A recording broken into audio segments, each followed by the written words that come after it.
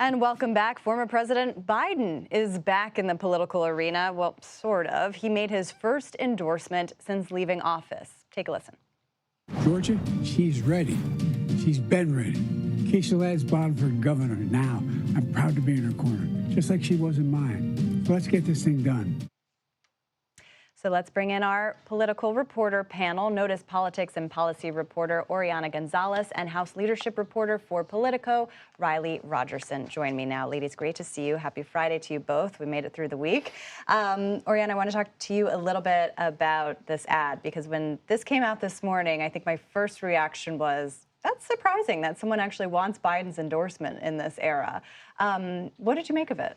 The first thing that I thought about was about Democrats really are looking at Georgia as being a winnable state. And I think Biden is essentially, there's two things happening. Biden is jumping into that train, but at the same time, they're essentially saying, let's do everything that we can to ensure that we can win the governorship in Georgia.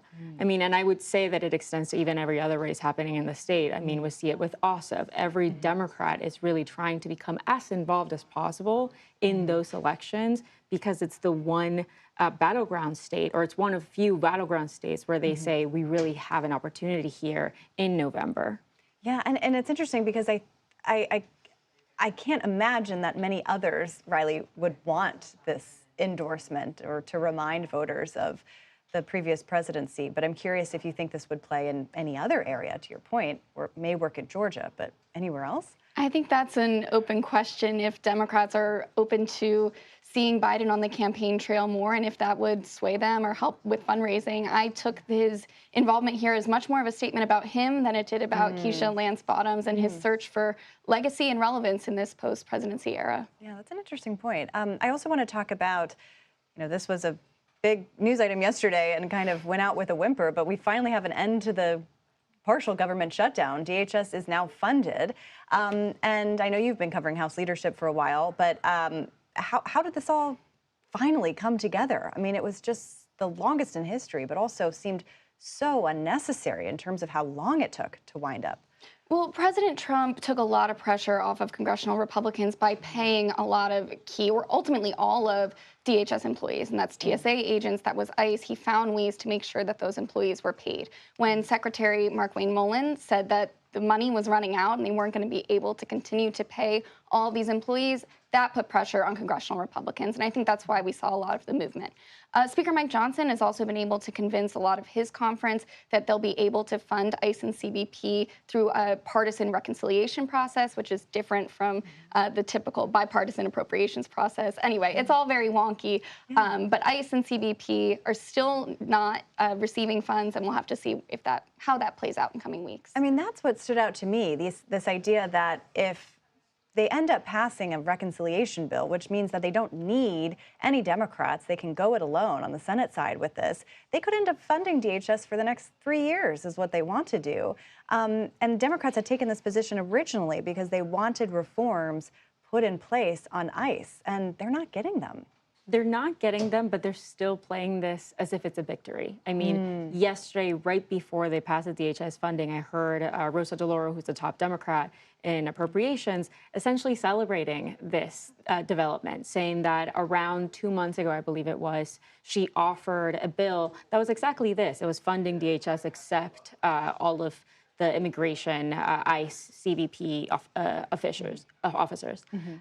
So to that end, yes, they didn't get the reform, but they're really trying to play it out like this is exactly what they wanted the entire time, and that it wasn't them, but Republicans that were holding DHS hostage. Yeah, well, it'll be interesting to see how base voters feel about that, and obviously heading into the midterms as well. I do want to talk about Maine, because in a month we were all preparing to head to Maine for this really contentious Democratic primary.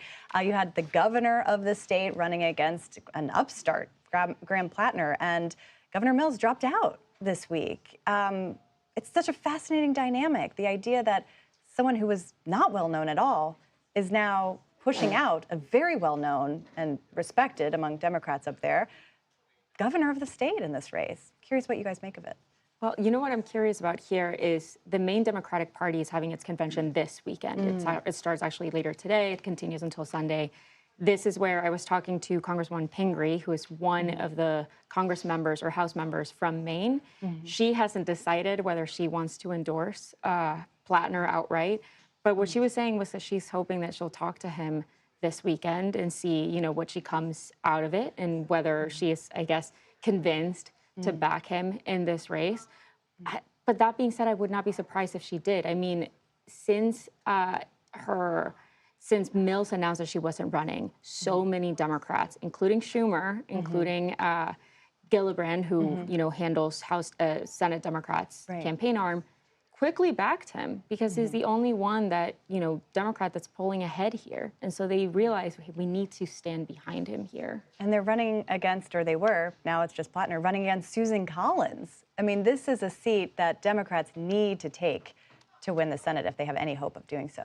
And my mind went straight to another state that's key, and that's Michigan, where there's another contested primary.